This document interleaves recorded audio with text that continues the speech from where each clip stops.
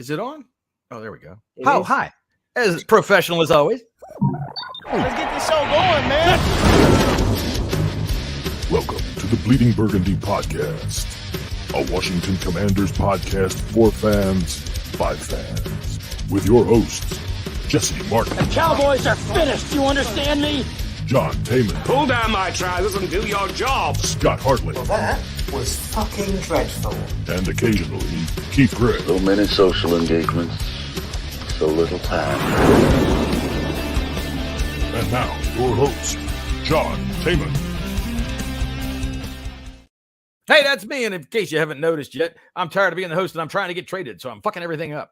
Actually, no. I pushed the button that said start the stream and it said it went and then it didn't have it on there. So okay, well, never mind. Here we are.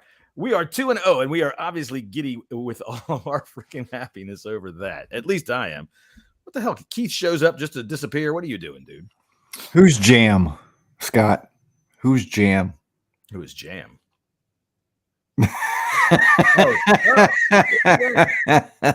It's Yam, our friend in Japan. Anyway, I should do the right host thing. Over here to my left is Jessy Martin, our good friend. How are you, Jesse? Oh, great. Got that. You see what that W stands for? Win. Win. Win. Win. Down here below me, I never had a doubt. I was saying there was not a doubt in my mind through that whole game from kickoff. The hot Wait, take. Scott fart again. No, that's a hot take and a half. Oh, that's a hot Yeah. take. Is that what that was? Is Dub, that what dub, you dub, call dub, that? dub. Usually I call Dub, those a dub. squirter. So anyway, down below us making noises with all sorts of orifices is my good friend Scott Hartley. How are you, buddy? I'm good, mate. Yeah, I'm looking forward to this. Yeah, I can't wait to this pod. Good night, good day at work. Always good when you come off a win.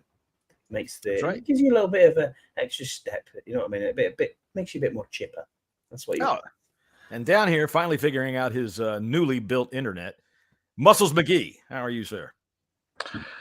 Sir, I'm actually on my phone and I'm having some technical difficulties with Get the hell out of here! Really? not my Wi-Fi, I mean, I don't know what. my earbuds. So carry on while I figure this out. All right, usually, Just I want mean, Keith just to come in and do like the Legion of Doom. Oh, what a rush! Or something like that. Just flexing. This is highly unusual. For one, Keith is always on time, and his technology is always fucking top notch. So, we're going to be kind of lost here without our true leader. Anyway, 2-0, big victory in Denver yesterday, big comeback win, and all that kind of thing. From what I understand, it was called the greatest comeback since Taboo 9, which I think was 1996, and starred. Let's see, there was Sally Deep Throat, there was Janie Anal, and then a whole host. I think the Colorado football team was in on that, and that was the greatest comeback of all time until yesterday. Yeah. Yeah, that was a terrible Jesus, joke. John. I'm sorry. Let me go. Whatever. Wow. What do you tune in here? What? Wow. What do you go? What? All right. Anyway. So, When we come back, sir, you'll have to scrape it off your teeth. right. All right. We're going to start this show all over again. Hold on a sec. Let's get this show going, man. Welcome to the Bleeding Burgundy Podcast. Hey, I'm John. Welcome to the Bleed Birdie Podcast. It's Victory Monday. Hot dang. How about all that shit? We already changed all our plans so that we could all be here on time at 5:30 so that Keith could be here. And as you can see down there, well, Muscle's old Muscle McGee ain't here again. Anyway, so why don't we go around the room real quick? First thoughts on the win yesterday, Jesse. Hey, a win is a win, and we just need to keep doing it again and again. And again and again. Scott, again. what about you? Yeah, great win in the end. I didn't think it was possible after two Nope. quarters. I'll be honest with you. Neither did I. But that second half was, it was special. It was special. Yeah, I was as usual Ready to throw yourself off a ledge? Yes, I would say so. And I said this on the bunker, but you guys know me. I'm an emotional fan, Yeah. and I Pessimist.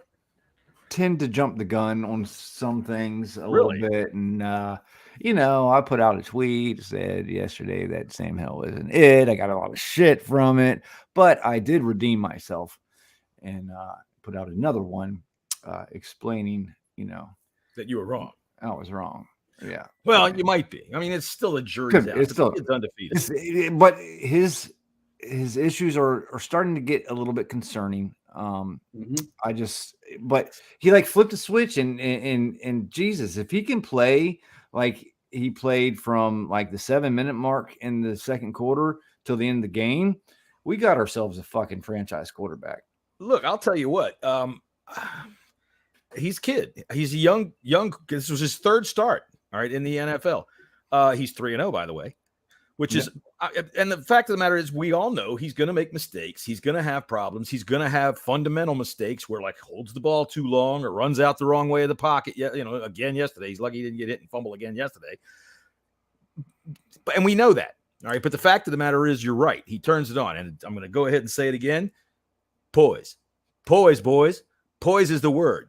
That guy has it in spades, man. Nothing doesn't get rattled. Not at all, because he's been getting rocked. Yeah. He's been getting hit. That touchdown pass he threw, he got hit right in the face. So I thought that Gregory sack, I was like, oh my God, when he just come from behind him and he just stood there like fumble. It reminded me of Carson Wentz. I was just thinking, oh, please just get rid of this ball. I agree with you that both. I think he just holding it a little tick too long. And for me, you just got to trust that the receivers are going to get out of that route. And if not, just throw it away. If not, just throw it away. Exactly. He started to do it. You've got to look at the reads and then just say, have I got my read? Is it there? Check it down. If it's not there, throw it away. Just get rid, because you are going to get yourself killed, young man. And unfortunately, it's been coming. They headhunted him last week against Arizona. Last night, or they were going for him again, and he did take a few sacks that weren't on the offensive line at all. They were his fault, and that's now 3 games in a row we've seen sacks that Sam Howell's brought on himself. Even the Dallas game, if you go back to the Dallas game, it's the same, and you just think, okay, this is not going to last forever. So his internal clock, because he can get himself hurt doing that too. Sure he can. His 22. The one thing that he needs to really work and focus on is that internal clock, and if he can do that, he's got all the tools. He's got every tool that you need to be a successful quarterback. I mean, I wish we can add 2 inches to him, but it's not going to happen. He's coachable. He can throw. He can make. My wife said the same, Jesse. My wife said the same. He can make every around in front of me. He can make every throw in the book. And the best thing about these throws is they're really good. They're the zips, man. He puts the ball in a really good position, tight windows, and he's got the opportunity to be a good quarterback in this league. I think so. He didn't make the killing mental error yesterday. If his mental clock, his internal clock, is what he needs to work on the most, I'm okay with that. That's a coachable thing. We got to remember, and a lot of people, Twitter or X or whatever, it's overreaction central is pretty much what it is. I don't know what you're talking about. I understand. I will say this. I will say this, gentlemen, since we were all chatting yesterday during the game, and Jesse is over there noosing up his noose by the middle of the first quarter and throwing it up over his over his joists up there. I invoked Super Bowl 22. Did I not? Yeah. The dogs know I did. The dog said, "Fuck you, John, you sure did." And I'll tell you what, it looked the same way. It looked the same way. I'm old. Keith, right now, his technology is not allowing him to yell at me. I'm old. I remember that game, and it was the same damn thing. The Broncos came out and blew our doors off, and we didn't know what the fuck was going to happen. And then Ricky Sanders fumbled a kickoff, like right into their hands, and somehow got it back. Where's Ricky Sanders? Well, there you went. That's the play. Well, that wasn't really how the play, but the play that changed the game was when Doug Williams came back into the game. However, I told you, it felt the same way. And I said, here we come. Here we come. Hal made a couple of good plays. Dude, whatever they let Daron Payne drink while he was in halftime. That beet juice was kicking in, wasn't it? That beet juice was doing the job. I mean, I ate his orange slices. Here, I do want to show you one thing. Little movie I saw today. This is actually just a still film piece from it. But there you go. I saw this and it reminded me. Oh, yeah. Yeah. If y'all listen, I was just talking about this. It's a great. I've seen movies like this before. Well, I haven't seen movies like this before. No, don't. You said it. You said it. What's up, Steve? There you go. Russell Wilson found himself in the chat from the Command This podcast. If y'all haven't listened to that yet, please go and check them out. They're awesome guys. There's got an awesome podcast, and they're even better gentlemen too. I'll turn the porn music off while we're giving them their promo. However, I just love that picture, dude. Again, I'm going to invoke Super Bowl 22, one of my favorite photographs of all time. I used to have a picture I cut out of Sports Illustrated, stuck it in a frame, put it on my wall, of John Elway on the ground, just like that, and nothing around him but Red Sox all around him, everywhere. It was like he was in a cage of freaking Redskins legs. So, yeah, I don't like the Broncos. Fuck it. I don't like 31 teams, but I really don't like the Broncos, and I'm glad we beat them, and I'm glad we came back on them because that Sean Payton is a shithead, and I don't like him. I think going back to Sam Howell, Jesse, what got me was the fact that, as you said before, the fundamentals are there. It was just nothing seemed to be an issue with his throwing, short, medium, long. It was all on a display yesterday. That throw to Logan Thomas was actually incredible. Great. And then the Terry catch was just out of this world, you know. So you're absolutely seeing the maturation of this young lad going through and playing QB and looking at him going, right, well, he can do every throw. He's got it all in the book. He's just got to get that internal clock sorted, get the ball away quicker. I think we're onto a winner here. I really do think we're onto a winner here. We could see him do really well because most quarterbacks aren't like this in their first year. And this is what we have to, I know it's a second year pro, but we have to treat this as his first year. Josh Allen wasn't like this. Look, I'll tell you what, speaking of which, he's coming up.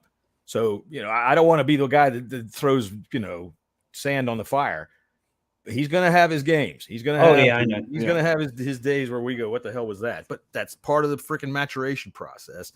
Mm-hmm. I think that he can always make these throws. I think that the one thing that I see about him when he does step up to make these throws, aside from the poise that allows him to forget a bad play or allows him to not look at the scoreboard and realize, fuck, we're way down, is that he has the confidence to stick it through those tight windows, man. He has the confidence to see Terry down there and put it. Nobody was touching that ball but Terry. They said that on the radio this morning. I was listening. He said it was a 50-50 ball. Look, man, you can see it from the end zone angle. That ain't no 50-50 ball. 70-30 at the worst. In any ball that's a 50-50 ball that Terry is involved in, it's more like a 80-20. Yeah, he laid that thing out there. That was nice. Keith, you ready to talk? Yeah, it is what it is. I'll have to make do. I think it works just fine. So let's hear your first impressions of yesterday's big victory. Yeah, man. Looks like we got a team that is continuing to carry a heavy set of balls. I mean, being down 21-3 and then you come back and take a win like that against a pretty decent defense. I mean, what else can you say? I mean, first impressions were first half. I was like, oh, good God. Thank God I'm not tweeting because I'd be super emotional. Yeah, and when I saw that we were, you know, down 14, I'm like, and then I'm reading Jesse's tweets. I'm like, don't be like Jesse, so just don't tweet. That's right, kids. Don't be like Jesse. Yeah, man, it was definitely very quiet. I watched my game upstairs in the bedroom. You know, there wasn't a person in this fan base that thought we were going to win when we were down 20. Okay, first of all, no shit. You're liars, all liars. You guys have it right there on your phones. One of us invoked Super Bowl 22 and said, "Don't hang up yet." First of all, Jesse, I was there until the end, buddy. I was rooting for them, and I was even saying when they were down, 14-3, then 21-3. I was like, let's go, boys. We got this in the second half. I love you guys. Come on now. No, you were not. I really wasn't at all. In fact, I was like opposite. But this time around, I didn't decide to display my emotions on Twitter, and I'm glad I didn't because it backfired and Jesse looked stupid. Pretty much. You can't blame him for that. No. Jesse was a typical fan of the team. Listen, you're down 21-3. What are you supposed to think? And we're not typically a team that's gonna, come back in this kind of situation. And the fact we haven't been. We haven't been. We were last week, but now we know that we can. They do have it in them. I was proud how resilient, like Steve just said, resilient Sam was, and he made some mistakes in the beginning, and him holding that ball too long is what really hurt the team. And we'll get on the defense later, but the defense was crap. The defense was not good in the first quarter. They really weren't. I mean, they were letting everything go. Look, in the first quarter, Russell Wilson had 3 yards between him and his ass end of his offensive line. Our vaunted defensive line, the strength of our team, had no effect. They couldn't even penetrate a little bit. Their running backs were not even getting touched until they got to the line of scrimmage, much less us even getting into the backfield. When he went to pass, I mean, dude, the long pass to Marvin Mims, which, by the way, fucking Marvin Mims, where the fuck this dude come from? Jesus Christ. He's in my he's been in my fantasy lineup, actually. Was he really? Yeah, I started him yesterday. I got 28 points. Holy smokes! Way to go, Scotty! Damn. I don't know. I know it was an auto draft though. It was an auto draft, John, and it just came through. Don't know why I got him. So yeah, you got lucky. Well, at least you got lucky this week, because when we were talking about the preview of the game, I thought they have no speed. Jerry Jeudy, who cares? What do you have? 1 catch, 2 catches yesterday? Fuck Jerry Jeudy. Marvin Mims, all of a sudden, where the hell did he come from? That was a shock. So, but when he threw the 55-yard touchdown or whatever it was, when he threw the bomb touchdown to Mims, he had so much space between him. There was nobody of. There was I think there was a cornerback blitz and then a miscommunication in the back end, and then you had it was either Butler or Reeves that missed the assignment. Point was, cornerback blitz. Where? I didn't see it because they picked that shit up and they rubbed it out. Man, there was nobody near him when he threw that ball. He had all day. And then right around middle of the second quarter, that started to change. And then in the third quarter, fucking Daron Payne came out and said, fuck your offense. It all started, Steve's right. We had a 3.7% chance of winning. That is insane. First of all, can someone let Steve know that we're not a stat show? So 3.7% means jack shit to us, okay? Keep that shit on your show, buddy. No, bring it. We're talking about that is because that's astounding, man. 3.7% chance. It is. Crazy. It was a great comeback for the ages. Really, it was. But it all started when Chase Young got the pressure on Russell Wilson, and Jamin Davis, man, is he playing good? Just came out of freaking nowhere, knocked the shit out of Russell Wilson and caused the fumble. And then the light the switch flipped, and it just, from there on, the team finally was like, hey, we're playing a fucking football game here. Let's go. I'll tell you what, he hit Wilson right in the forehead, hit him hard, and Sierra went, ouch. I'll tell you, that was pretty good right there. So here's where we get to the point of the show. Absolutely terrible. That was terrible. You weren't here earlier when I made all kinds of stupid jokes. So anyway, I'm going to leave it to you, Jesse. Tell us where we're going next. Shit, John, I'm not the host. You are. I know, but I'm a horrible host at this. No, let's talk about the defense for a second. Let's do that. Yeah, let's move to the defense. Listen, it was trash. It was trash in that first quarter. I thought we were looking at a different team, to be honest with you. It just did not. I didn't think any team, especially a team like Denver, would be able to score more than 20 points on this defense. And they had 23 before you even can blink an eye. Russell Wilson had all the time in the freaking world. And like you said, Mims. Who the fuck is Mims? Who the fuck is Mims? Marvin Mims Jr. He's Marvin Mims Sr.'s kid. That's who he is. And he runs like a round draft pick this year, Jesse. Second round draft pick for them. Here, let me quote myself at 6:42 p.m. last night upon our chat. What did I say about Cody Barton? Well, fuck him and his mother too.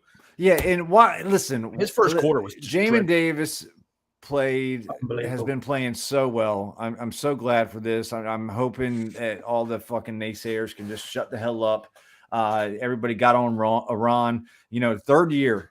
Sometimes it takes players to be their third year to really evaluate draft picks, and he is starting to play like a first rounder right now. Jesse, do you think that's because he's sorry, mate? Do you think that's because he's got used to he's not playing middle linebacker now? I don't believe so. I think in this offense or this defense right now, the middle linebacker is. They have a lot of the same side because we play the base two linebacker set. They do have a lot of the same assignments, but I want to know why Jamin Davis is playing like 60% of snaps and Cody Barton is playing 100% of snaps. I really want that question answered because Barton should not be on the field that much. I told you yesterday when we were talking about it, JDR likes fat, slow, white linebackers. That's why I could play for him. He does. He'd look at me and go, my God, Jesus, you're a dream.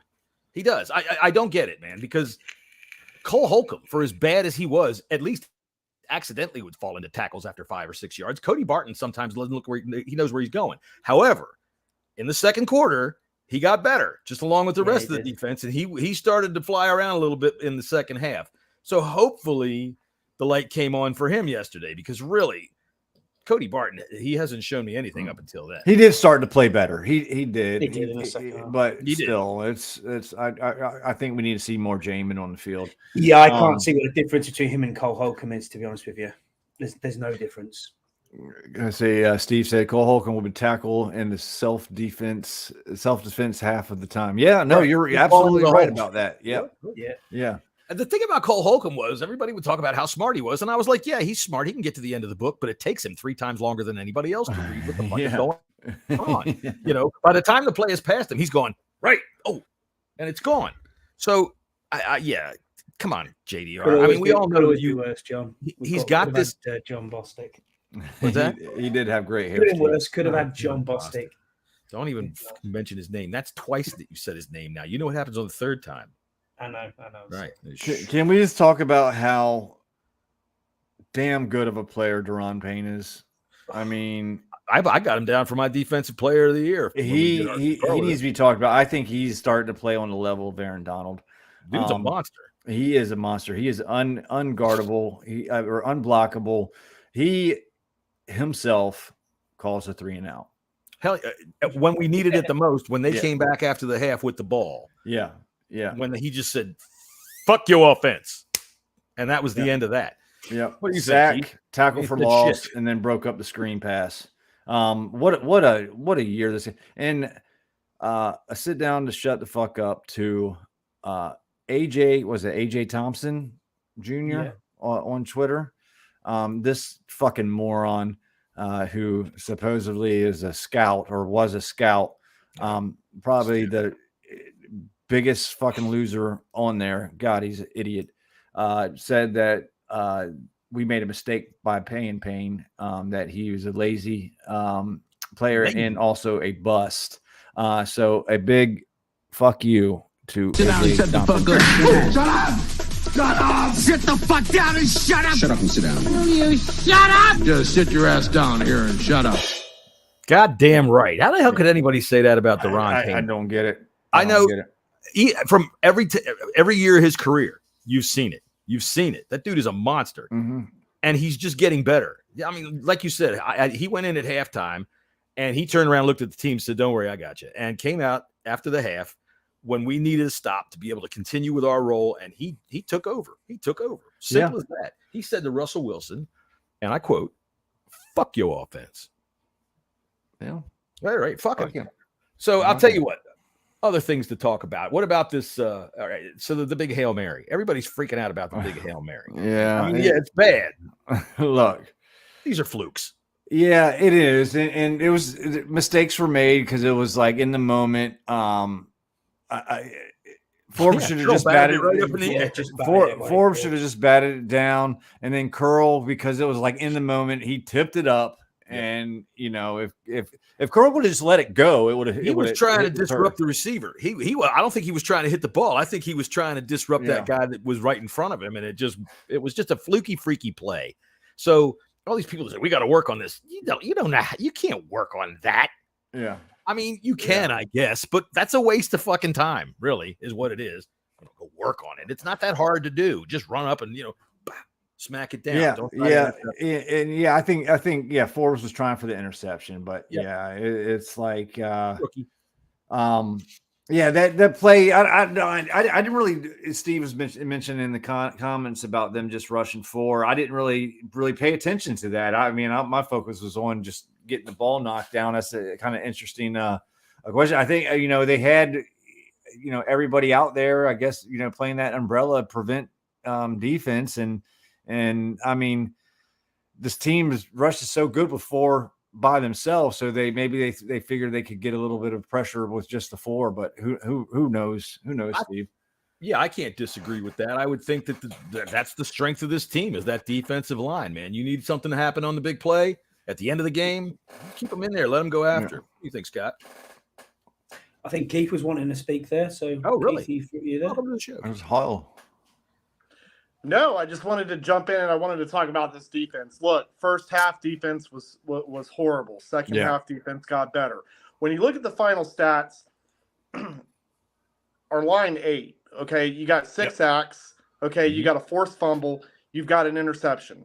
All right. You look at the strong suits of what we have on defense, and they all put up numbers to help put their team in position to help us get this win. So they're going to get beat on plays. Okay, it's going to happen. And they got beat badly in the first half, right? But they readjusted.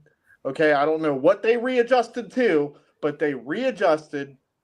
And they put up numbers. I mean, again, one game, 6 sacks. I don't care when those sacks come. They came. They were there. It made a difference. That interception made a difference. That forced fumble made a difference. And shout out, and this will probably be the game ball segment for me, but shout out to Chase Young. A lot of people get down on this dude because he's not awesome. He's not on the field. Okay, I get that part.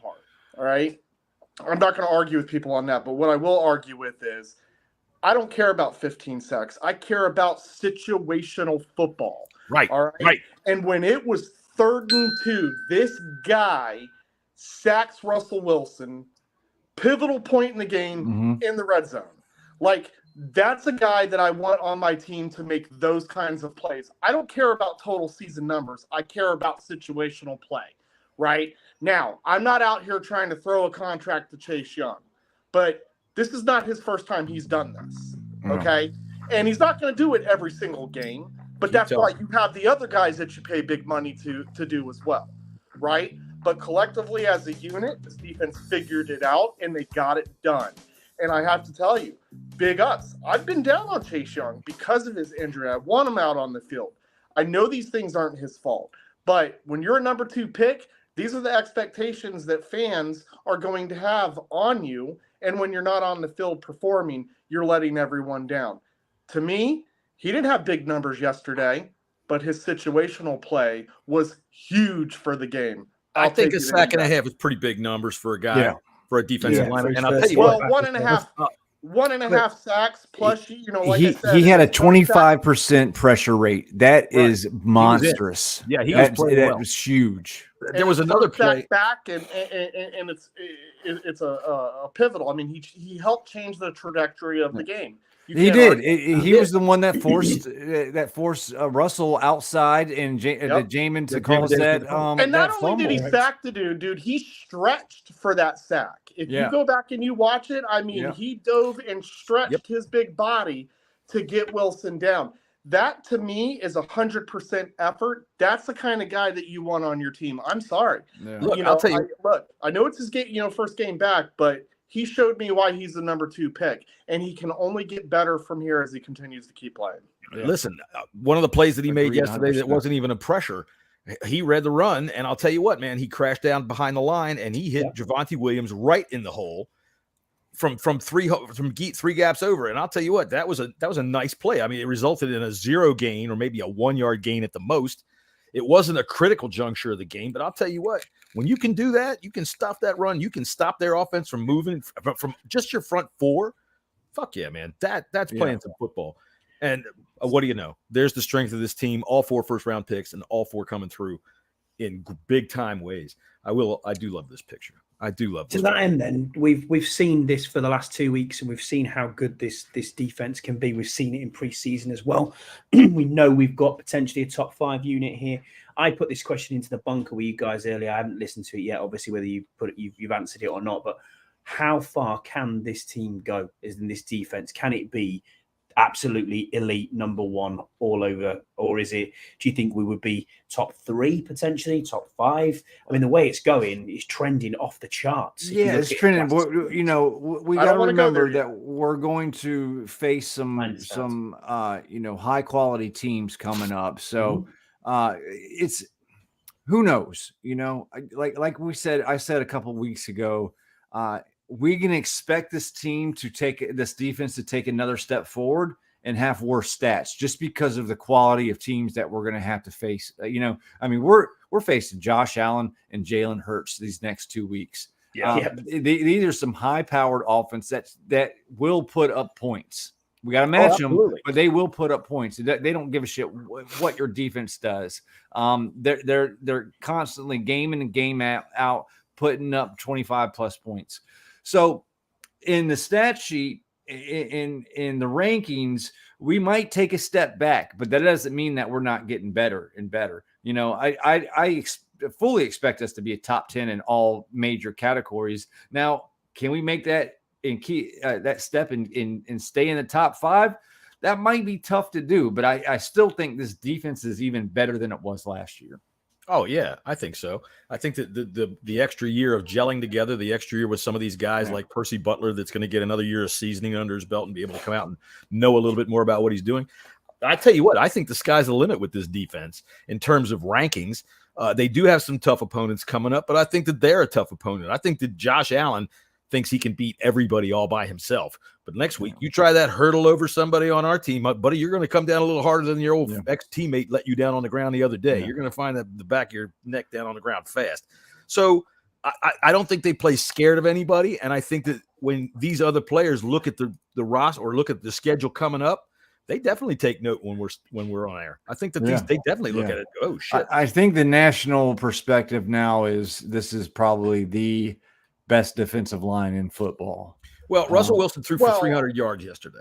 So, Yeah, I mean, he had a pretty good game. I was going to say, let's defensive line, because we're talking the first 2 games was against Arizona and was against Denver. Right now, I don't want to discredit the wins because in the NFL, those are not easy to come by. I don't care what team you're playing against. Right.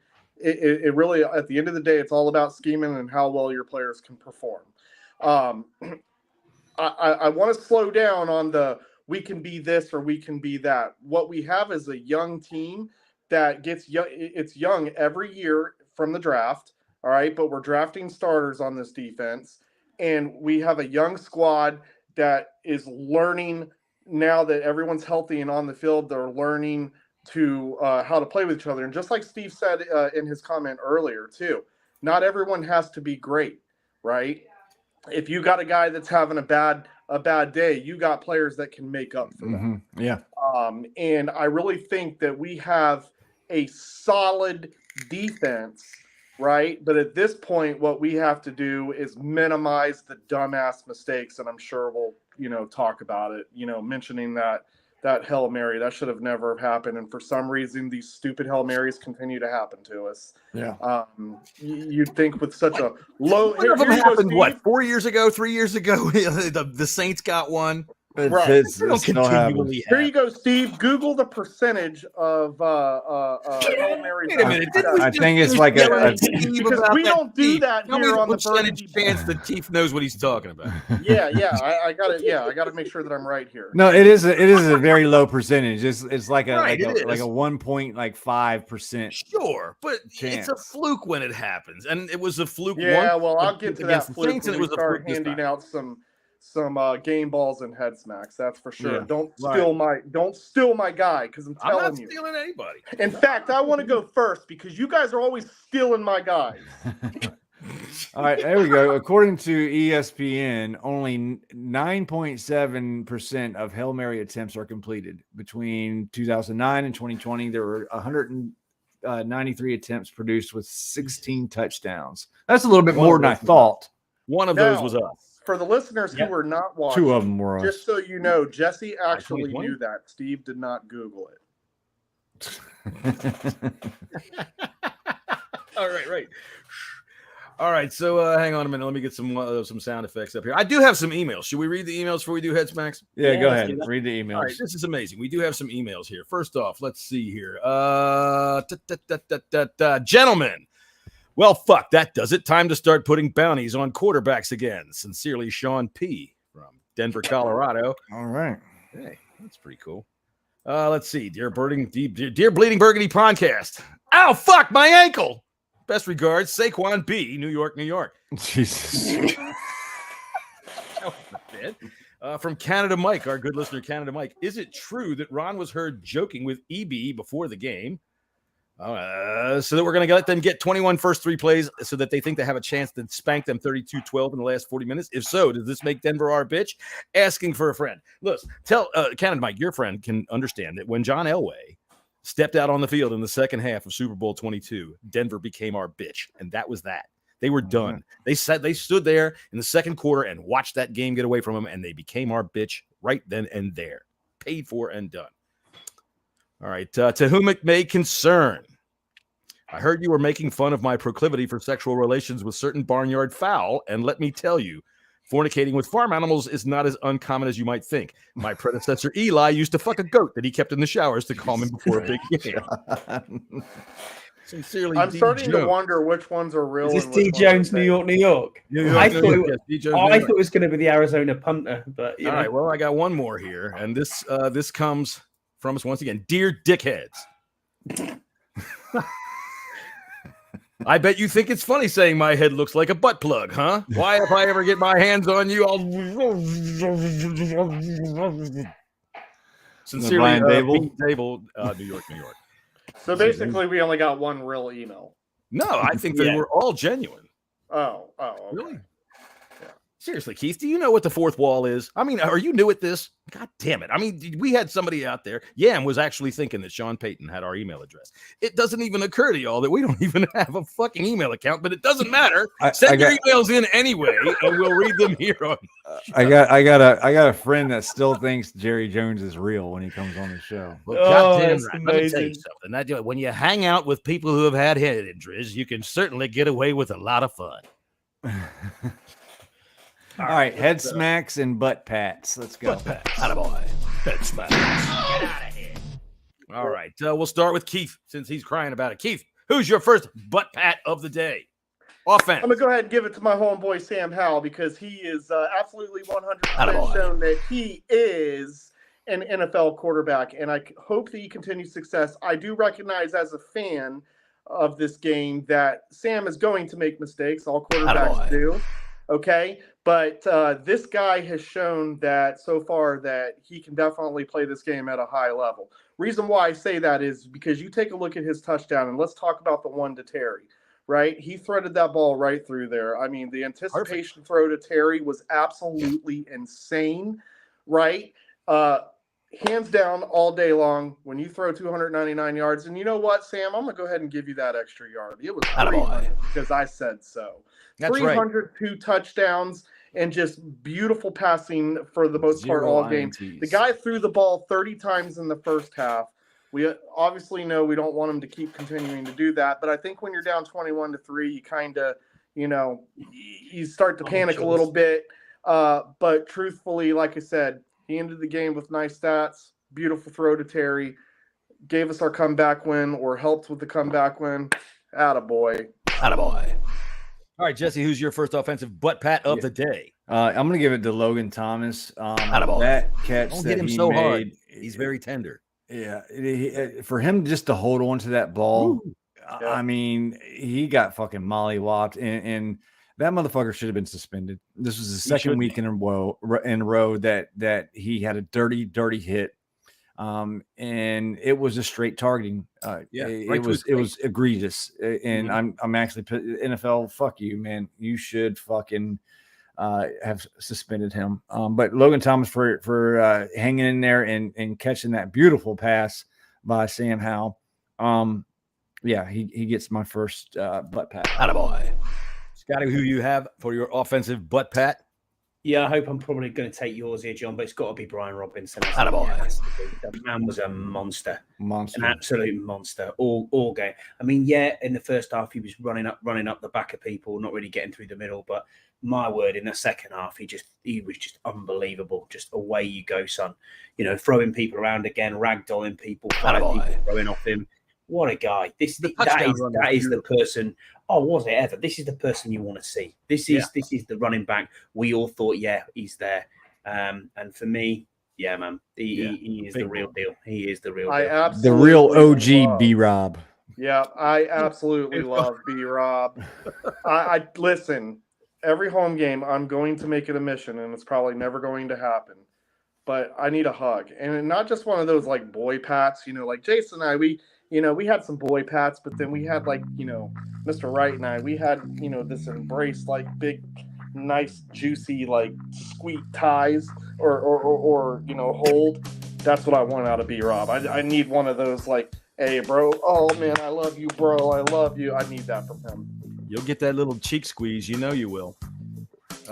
Breaking news, guys. Breaking news. Got some breaking news. This is from News 4 Buffalo. A naked man was charged after he fell into a pit at the construction site at the New Bill Stadium while allegedly under the influence of multiple drugs and alcohol on Sunday afternoon, according to Erie County Sheriff's Department. So, well, it wasn't Josh Allen. Yeah, that's too bad. Well, you know what? I hope he had a good time. That's all I have to say about that. I hope he had fun. You ended up in jail, and that part of the trip sucks. But hey, somehow you got down in the middle of the construction site, stark naked. So that probably was a lot of fun. He fell into the pit. I mean, don't forget the pit. I'll tell you what. I think all Bills fans should get naked and run through the pit. That should be the new table breaking thing. That during home games they should just get naked and run through the pit. That's what they should do. However, not this week, because I know a lot of y'all are some fat motherfuckers, and I really don't want to watch you running through the parking lot.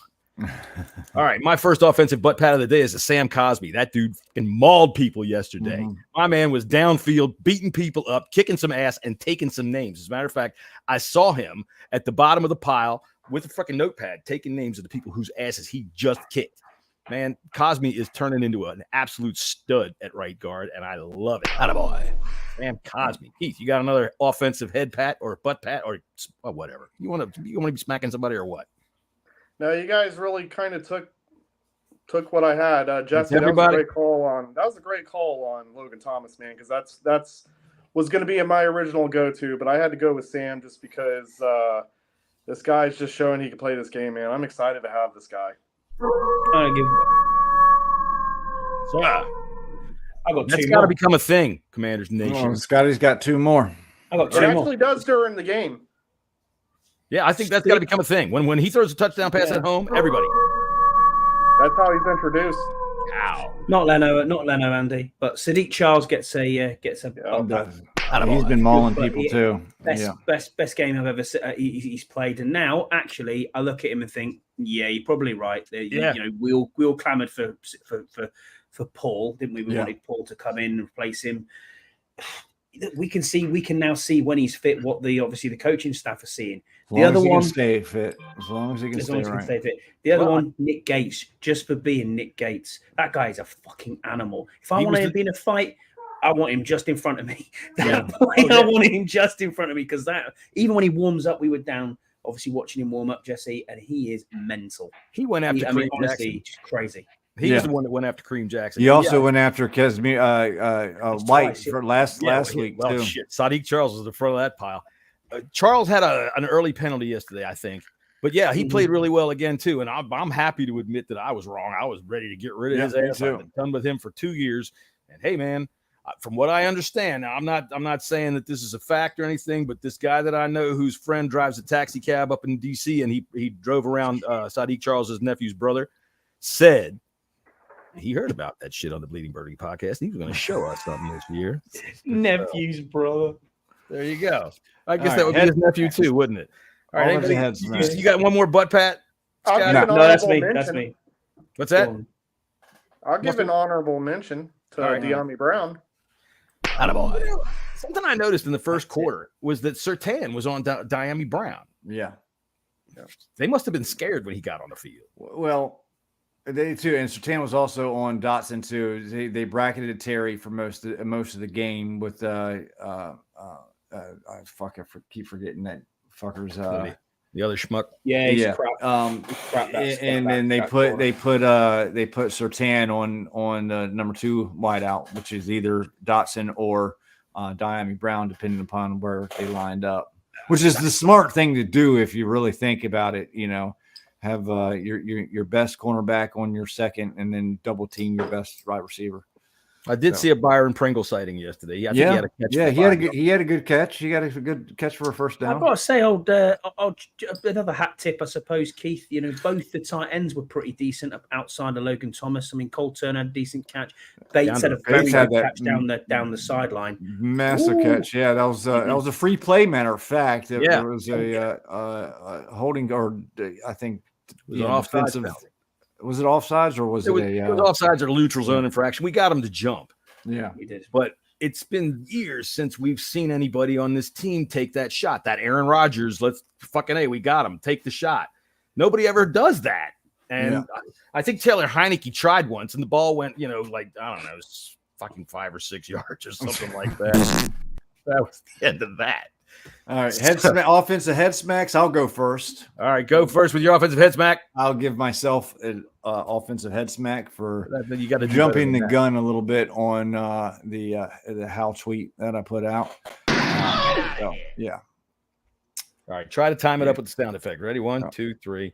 Get out of here. Oh, what is this? I give myself a head. I'm not going to smack myself in the head. Yeah, no, we really want you to smack yourself. What are you doing? Yeah, I mean, geez, for that tweet, you should. God damn. Yeah. Okay. Listen, I'm an emotional fan. Okay. Just gonna have to fucking deal with it. That's right. You're just gonna have to fucking deal with it. Fucking deal with it. That's why we always leave Jesse on the aisle when we go to the stadium, because the motherfucker's ready to get up and walk out as soon as we punt. This sucks. Fuck this. We're out of here. No, but for real though, Wiley gets a head smack for just being Wiley. Wiley gave up the sack that the one ball was fumbled, and he jumped on it, right? He redeemed himself by jumping on the fumble. We lost like 15, 20 yards on the play, but he did give up the sack. But other than that, he played okay. I saw it. He was the worst rated offensive lineman out there, again, for the second week in a row. Well, then here. Get out of here. Keith, who do you got for your offensive head smack? I hate to say this, man. I do, but I'm a fan of the game first. Charles Leno. Get out of here. He was terrible for 3 quarters. He was not terrible for 3 quarters. I'm gonna have to argue that he wasn't great. He gave an egregious sack. Oh, the dude came around untouched. Yeah, untouched. Looking over there, but I don't think he wasn't that bad. I don't think he was terrible. They managed to shore it up. We'll give them that, because the Broncos had some scheme ups where they were coming with blitzes and they were being a little creative in the beginning. He and sealed it off when it mattered. But yeah, I think when we fans, we also, in the moment when we're looking at it and we're like, oh my God, Sam's getting pressure. We got to also remember too that Sam holds the ball way too long. And these offensive linemen cannot hold up more than 3 seconds. It doesn't matter who you are. If you let 45 run around your end without even touching it. Now that's where he definitely deserves a head smack for that one. He should at least be able to drop back 2 steps before he gets hit. Benito, I will say this: he's a nice run freak. He's a nice young pass rusher. Yeah, I think he's gonna have a hell of a career. All right, well, head smack to Charles. Get out of here. All right, what about you, Scott? I'm looking at this. I mean, the receiver core didn't really get going at all until obviously we've got the Terry touchdown, which is fair enough. No one else really got started, which I can understand. So I'm going to go coaching. I'm going to go coaching for the first half. I thought it was absolutely fucking terrible, and we just didn't get anything going whatsoever. Vanilla play calling, the same as always. Yeah, I get behind you on that one.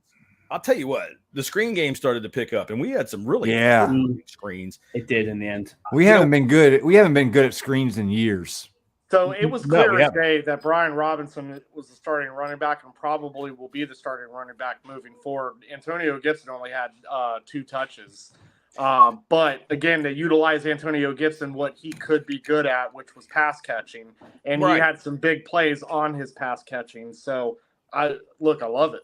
Whatever. Look, I tell you what, I was going to give him an honorable mention because as down as I am on him for his fumbling, I was glad he came back and had a good game yesterday. They did line him up in the backfield, and then they motioned him out into the cover, into the pattern, which I think that's what you got to do because he is. You have to account for him. Let's not give Gibson the ball up the middle. Let's not have him run. No. But they did. They put him in the backfield. They motioned him. Dude, that screen pass, he had a touchdown if not for a shoelace tackle. I mean, that dude grabbed the end of his shoelace. Yeah. Hey, look, Gibson was effective for the time that he was out in the field. So I'm fine. So I was happy for that. I was going to give him an honorable mention, but I forgot in Jesse's zeal to give away a head smack to himself. Get out of here! Ow!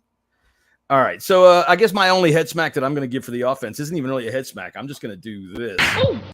And it was for Byron Pringle because really there wasn't anything on the offense I thought was bad once they got it together. And the only thing that I saw for Byron Pringle is I saw him on the field for 2 plays. He got 1 catch, I think, for 5 yards. But the other play, which was a reception for a first down, their spacing was bad. He was way too close. I think Logan Thomas caught the ball. And the pattern, there's no way they run a pattern with these guys this close. And I thought Pringle, I'm going to say it was Pringle, but, fuck if I know. He was just too close. And when I saw him that close, the first thing I thought was, holy fuck, who's number 3? What the hell are you doing there? And then it took me a while. Who the hell is number 3? Is anybody about it? Why isn't Terry number 5? We have 1, 2, 3, 4 right down our fucking receivers. He should be number 1, 2, 3, 4, 17. That's is anybody worried about the lack of Jahan Dotson's involvement so far? No, I thought they involved him early yesterday, and he was dragging people had 2 around. catches. Well, they were early catches, and no, I'm not too concerned about it. They got him involved last week too. There's a lot of guys to spread the ball around to, man. There really is, And if as long as we're successful, who cares? Who cares? It's the way I see it. And that's a great point to kind of follow up with that is who cares now? Because like you said, we do currently have a lot of players that we can, spread the wealth to. Sam definitely did that in this game, but this is Dotson's second year. We're going to lose Samuel most likely. And I think that Dotson's going to make his way into that lineup and be visible, just not right now. Well, at this point, really, and I've been saying not consistently. I mean, it's not about, Dotson. It's about we have so many freaking ways to threaten the defense. Somebody's going to come open. And as long as Sam is finding that guy, fine with me, whoever it is. So Deluxe was saying in the chat, didn't beat Robin Gibson split snaps. Snaps is different than touches is kind of what we're talking about. Robinson turned it on yesterday. Robinson had a good game. I've been saying I've liked the way Robinson runs up the middle. He gets in there, he gets strong, and he gets fucking powerful yards in those. Well, I call it bully ball. They get in there and they scrum it out. Yeah. I've always been saying, look, you can see the hole. You can see the opening where he can take that second step after that first contact and get outside. And yesterday he did. Yesterday he found those openings. Did you know he was shot last year twice in the leg? I didn't hear it yesterday in the ball game. Just letting anybody know. Yeah, and that's fine. Did you know that Logan Thomas was a quarterback? I mean, and I meant 2 rushing attempts, not actual game snaps. My bad. Yeah. Spiro Ditas. He was awful. Oh, I can't stand him. But dude, the touchdown pass to Terry, he said, a majestic throw. Majestic throw. I've never heard that one. A majestic throw. That was pretty good. All right, so let's get on some defensive butt pats. Go ahead, Keith. Attaboy. I could go all day about this, but I'm just going to stick with what I said earlier. I'm going to go with Chase Young. Third 2-stop in the red zone. Definitely deserves it. What about you, Jesse? Who's your butt pat on defense? Yeah, I'll double pat Chase too, but Deron Payne. I mean, what a freaking animal he is, dude! What an animal! I mean, this guy, he calls a 3 and out all on his own. He is a menace to society in that middle. And I remember Steve from the Command this podcast said earlier about we didn't really hear a whole bunch from John Allen during this game, and maybe his foot's bothering him or not, and maybe they were double teaming Allen. The thing about our defensive line and what teams are going to have so much trouble on is who to double team and who to let rush for you. That's why I think we've already got 10 sacks in the year. It's been 2 games. 10 fucking sacks already. We are the leader. I think we're tied with Dallas right now. I think we're going to stay at the top of the leaderboard throughout the season. But who do you double? I mean, if you double Payne, John's going to eat. If you double John, Payne's going to eat. If you double Chase, Sweat's going to eat. Yeah, you worry too much about any Sweat. You know, I mean, the defensive coordinator or offensive coordinators are having sleepless nights preparing for this defensive line, and it's so good to see. But Payne is an absolute monster. You double Payne, Cody Barton won't know what to do. You double John Allen, Cody Barton won't know what to do. You double Chase, Cody Barton won't know what the fuck to do. Okay, he's going to get a fucking head smack, but we're not there yet. So, Scotty, who's your first butt pat from defensive side of the ball? It's got to be Jamin Davis. He had his best game in a Commander's jersey. You know what he did? You know what he did? He told freaking Russell Wilson, "Get out of here." Exactly that. That is exactly what he did. He was so good. That was the Jamin Davis first-round pick we all wanted to see. Throwing himself around, getting into tackles. And again, as Keith said, instinctive plays at times where you needed instinctive plays. And that was set up by Chase. Absolutely was flushed out by Chase. And so fair play to Chase. Every single person as D said, defense should just get a butt pat. That's it. Maybe not. I'm going to go ahead and give one to Emmanuel Forbes for his first interception, even though I think that other than the first interception, he didn't really have the best game. You know, and I mean, he's going to let. He's a rookie. The type of cornerback that he is, he's going to give up a play here and there. That's just going to happen. But you're going to see more and more plays like, you know, the interception that he had because he will anticipate and jump routes. And I think we all should be okay with that. Oh, yeah. So I'm going to go ahead and give him a butt pat for getting his first interception. And then, honestly, if who was that down there? Reeves? Wasn't Reeves. It was maybe Forrest had been grabbing a hold of him. He probably would have picked off that Hail Mary, too. But I ain't going to bother with them about that. All right, so we'll go back over to head smacks. Keith, who's your first defensive head smack of the day? I'm giving 2 for 1 play. You ready? Okay. That Hail Mary. Forbes, you got to catch that. Cam Curl, you can't tip that ball upwards, buddy. You were taught to knock that ball down, not up. He was punching the receiver in the face, and the ball came off his hand. That's what he was doing. All right, so here's your double. Who you got, Jesse? You the entire first quarter defense. They just didn't show up. No, they did get handled in the first quarter. Scotty, what about you? John, you do yours first, mate.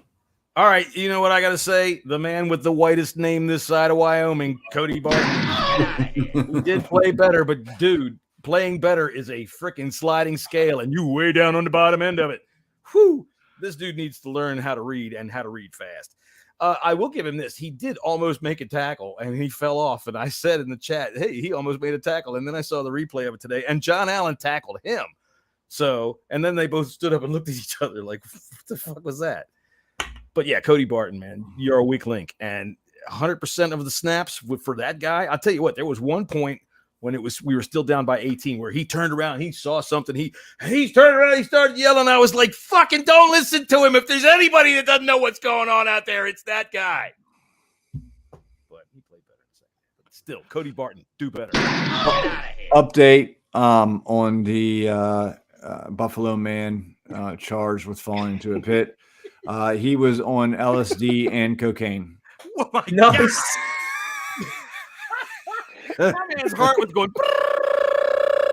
He allegedly jumped a fence while under the influence of cocaine and LSD and fell into the pit. He fell into the pit naked. Nice. I'm sorry. I thought my pants were down there, officer. But fucking naked. I'm telling you what. You know what? All right, I got another head smack. A guy that's tripping that can't shut up. I got some too. So my head smack then is going to be 2 players in one-on-one play, and it's going to be Percy Butler and Derek Boyd. Don't do the fucking Spider-Man meme and go, well, you know, man, while Mims is like miles ahead of you. What's going on? Fucking point at each other. No, not acceptable. Better. I didn't know what he was talking. The Spider-Man meme. Now I get it. What That's what I'm on about. You got that? I got that. You got that? I got that. Keith's got it. Yeah, another head smack has got to go to our boy Cheeseman. How about an ass kick? He was so bad that they're bringing in someone. Several. Multiple now, Keith. Okay. Yeah. Update to the update. The story just keeps getting fucking weird, man. Police responded to the area at 12:20 p.m. where a naked man covered in feces jumped a 10-foot tall fence and fell into the construction pit. That sounds like Jesse when he was 16. And do some lines and take some acid. All right, when you're taking this is a quote. This is a quote from Erie County Sheriff John Garcia. When you're taking LSD and cocaine and marijuana, you're not going to read the signs. You're not going to read anything. The signs that say open cesspool. You would be need to read. You would be jumping. You wouldn't be jumping in a porta potty, jumping inside. You wouldn't be in a porta potty jumping inside it, covering yourself with human excrement. You wouldn't be doing that. This is a very isolated issue. Excrement. That's nice. Why Jesus Christ. Isn't that a Wrigley's in the brand of Wrigley's gum? Wrigley's excrement. No, call it Doublemint. God damn it. You're fired. Dude went swimming in a porta potty and then jumped in the hole. Jesus. Only in Buffalo. He's gonna be dude, I was tripping my ass out. Let me tell you something. I got an extra head smack. All right, yeah, give it to that guy. Actually, we need about 20 head smacks for this idiot. Cameron Cheeseman, your days are numbered. Yeah, dude. I don't understand for the life of me when you have one job to do. One thing, not even just one job. All right, you can have a menial job that has. Scott, did I not say Cheeseman? Scott, are we here? Oh, good. Yeah, I did. Yeah, we are. I was not in an alternative Buffalo universe. Like, are we here today? I was getting from the producer the update I needed to. We're Scott, emphasizing. Thanks for paying attention to me. We paid attention to you. We are emphasizing. Steve said Cheeseman reminds him of the catcher from Major League 3 who needed to recite porn to make throw back to the pitcher to get it together, dude. All right, dude. No, I'm sorry. He has not Bro, just you one got job. one job. He has one job with one task. All right. Like I said, you can have a menial job that has 10, 12. You have one job with one task. If you learn how to do it one time, then that's how you do it forever. There is no changing it. It's one thing to do. A fifth-round pick on him, John. Oh my God! It's not even. It's just. It's mind-numbingly fucking stupid to say. I think I can improve on the one thing I do perfectly. Exactly. And why has he changed the snap up? It was good last year. And then you think to yourself, okay, and that's maybe what made Joey Sly look bad as well. You know, especially with that fucking shank that first time. Wow. I mean, I was like, okay. The second one was bad too. Terrible. Thing was off way over there. The thin air, the ball goes all kinds of ways. I have more quotes from Sheriff Garcia. Oh shit! Is he going to masturbate? They said, Jesus, Keith, what are you doing? This is a family show. Listen, I got calluses. I got to take care of them. They hurt. Soft hands.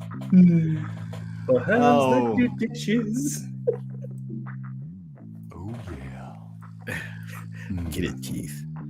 All right. So, he said no one else is injured. Nobody else was on the site. We always try to stay 4 or 5 plays ahead because our job is trying to prevent incidents like that to occur. But when someone takes LSD, cocaine, and marijuana, they're drinking from running into traffic and to scaling a 10-foot fence. Someone just burgled John's house. You can't prevent everything. What's going on? You're rubbing cream into yourself. Jesse's talking about some guy in Buffalo, and John's just had his house burgled. What's going on? And it's nearly 12 o'clock. My wife had some jars fall, so she's okay. I thought you had an intruder there. I thought it was a guy on LSD. No, my dogs would tell you about that first. So what do the police do now? Do they start like going around and just quickly opening up porta potties? Sorry, ma'am. Thought somebody might have been in here doing some cocaine and going swimming. What do they do? We're gonna cordon off the hole and stop all these fucking stark naked feces covered drug heads. A 10-foot fence. This was a fan coming from the game on Sunday that went into the construction site of the new Buffalo Stadium. So hey, yeah, I'm hot. I'm sweaty. Let me just jump here into this porta pot and cool off for a minute. On a lighter note, the sheriff said this was the best behaved crowd they've seen in years. That's right. We only had one fella jump in the porta pot in the toilet. Only one fella taking acid that fell in the pit. Tell you what, the Bills are this week. We got the Bills this week, and we will come back on Friday and talk to you all about that. But one thing I'll say is that the Raiders made that first drive look easy. They walked down the field, and then they went and sat down and never got up again. The fucking Bills, they're back. 10 won it in the end.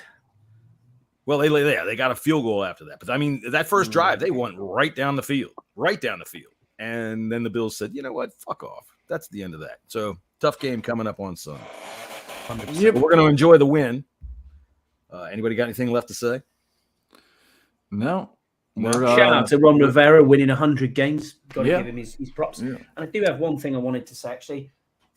The student tweet earlier reference RFK might be going through very quickly through the legislature, and it looks like we could be back at RFK. There's an appetite for it. And it's in the hands of the legislature now. So hopefully, it was easy for me to say that they will they'll push it through within the next few days, apparently. So looking good. That's what it said. Next few days. That's a long project. Yeah. Well, they're trying to push it to give the site back to DC. That's right. DC's control. So if that happens, then that's just the next step. DC doesn't control anything. So this guy here, Eric Flack, he said, sources within the Commander Stadium discussion tells me there is growing optimism RFK bill will get bipartisan support from House Oversight Committee on Wednesday and moved quickly to vote in the House, clearing the way for a potential return to DC. They're going to displace some people if they're going to build what they want. We'll see what happens. And I'll tell you what, the infrastructure down there is going to really have to be built up, like bridges and roads coming in, because there's not much. They'll do it. Oh, I know they'll do it, but it's going to take a while. They better not cheap shot it, because here's what happens when you fucking throw together a stadium in 2 years and say, oh yeah, here it's done, is that 25 years later it'll be 2030. 2030. How long's our lease with FedEx? 2027, is it? We have to stay at least till 2027, but we can stay longer if needed. We can stay till 2080 if we wanted to. If you build the fucking thing right, you can stay till 2392 if you want, because there's stadiums that are around that last that long. Fucking Boston, the Red Sox playing a stadium. By the way, one last thing I'd like to say before we go. Clinch, baby. Clinch, baby. The Orioles are in the playoffs, and I believe we have 10 games, magic number of 10, and I know you guys don't give a shit about that, but I don't play rounders, mate, so I've got no idea. Neither do we. We play some baseball, and if you want to see what it's all about, watch the Baltimore Orioles. All right, I get you. There we go. All right, then. I guess I should put this on. And we will see you guys on Friday at 5 o'clock. Or Keith, are you coming on Friday? I'll be there. So are you at 5:30 or 5 o'clock? I don't care. All right, we'll do 5 o'clock because that seems to be the best time to do it. And my wife doesn't bitch me because I'm not late for dinner. So we'll go ahead and see you then Friday. Till then, everybody. 2-0.